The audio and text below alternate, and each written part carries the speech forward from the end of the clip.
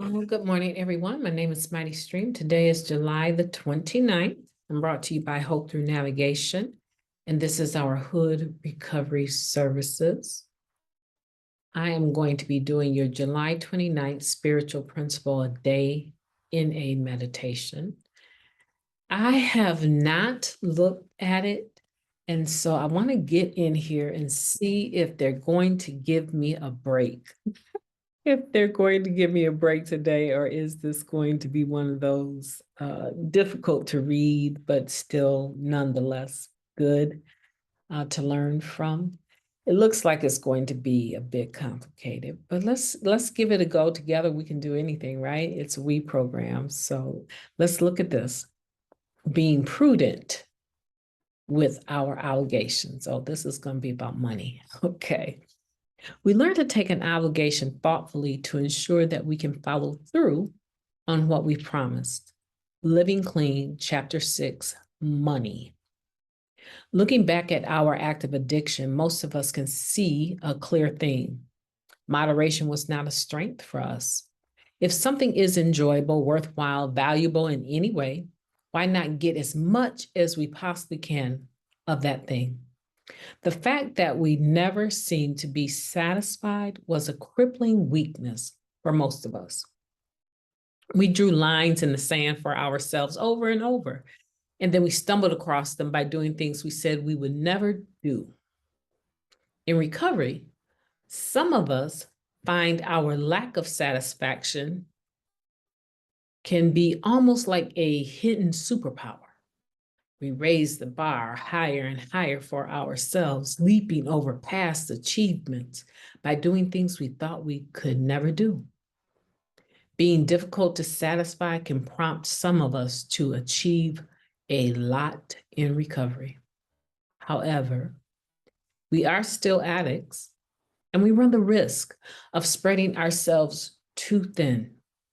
We may be inclined to think of prudence as being careful with our money, which is a difficult lesson most of us must learn at some point in our recovery. However, prudence can apply to any resource we have, including our time and attention. One member found himself struggling to fulfill his NA commitments because people told me I could never say no to NA requests.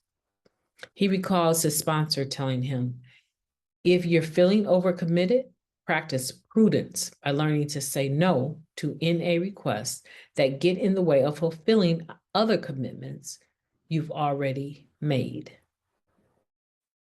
Our disease tells us if one is good, more is better.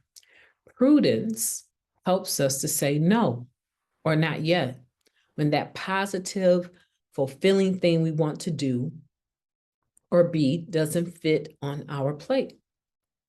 If we finish what we have, we can go back for seconds. I cannot be everywhere and do everything. I will practice prudence in my commitments by acknowledging my limitations. Ooh. Okay, so this is where I'm at with this one. Because obviously it's taken out of the chapter entitled Money. Chapter 6, the heading Money, I think it's called. And it's talking about being able to thoughtfully consider our obligations so that we can keep them. We can keep our commitments. And then it goes into discussing how one is too many and 1,000 is never enough. We say yes to this because it feels good, seems like the thing to do. And then somebody else comes along and says, can you share? I was asked to share today, as a matter of fact. And I was almost positive when the person called me that I had not agreed to share today, but I couldn't remember. And I wanted to give myself time to think, because I thought that I had a commitment to share for this particular group on the books. But of course, at this moment, because my reminders are in my phone, I set them, when I make a commitment, I set a reminder depending on the risk level of the commitment, right? They're all important, but just depending on how much time I need in advance to be ready for the commitment. So some commitments, I'm fine with having a reminder 30 minutes before the Zoom meeting starts. Some things require that there's money in the bank, or that I have to get the car fixed, or there's things I need to do and I need reminders out, 2 weeks leading up to it. Every, other day I might have a reminder set in there, because I'm also a person that sometimes I get so much in my phone that I don't look at it detailed. So I was sure that I had committed to share for this group, but I didn't think it was something that was going to be on my plate anytime soon.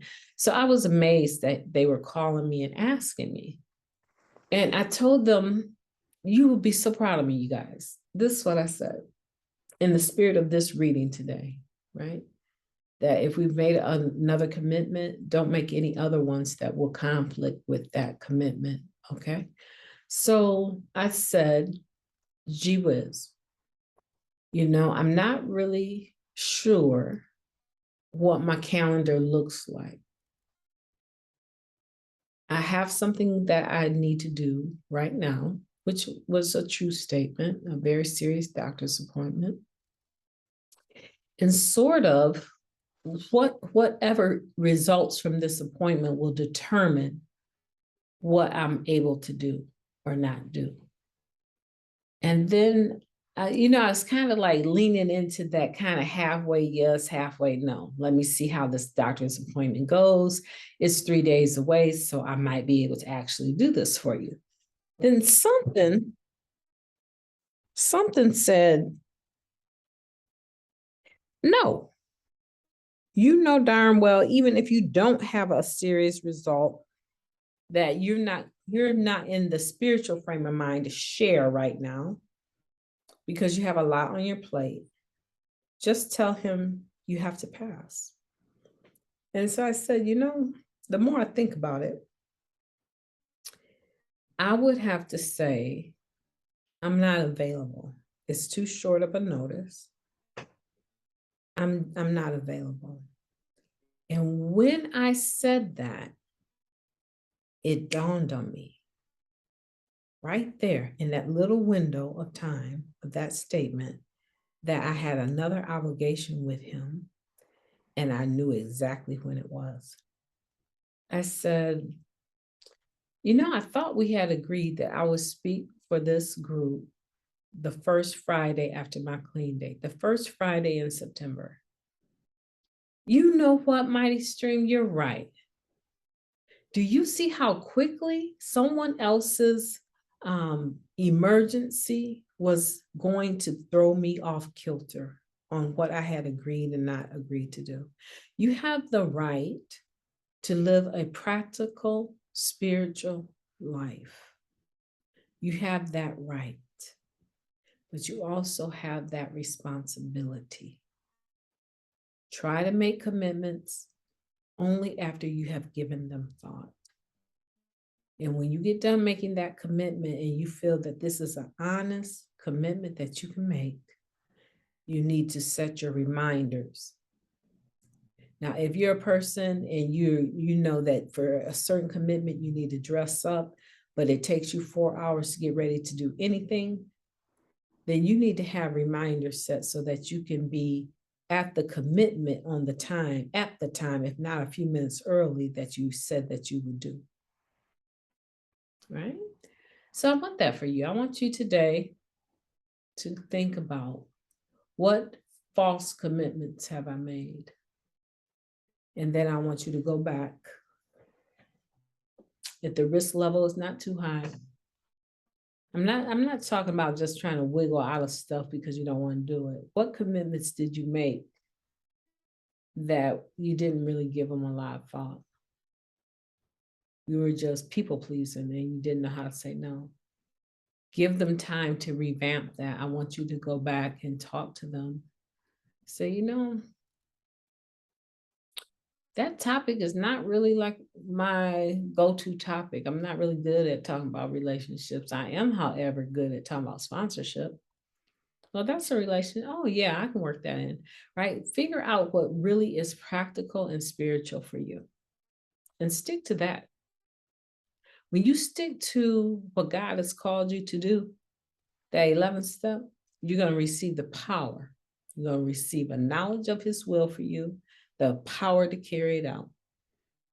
That 11th step prayer. And when you go to carry it out, people are going to believe that you were born to do just that thing. My name is MightyStream, and I am being prudent with my obligations. I hope that you're going to do the same. Reach out to me at recoveryofhope21@gmail.com, and I will be talking to you tomorrow.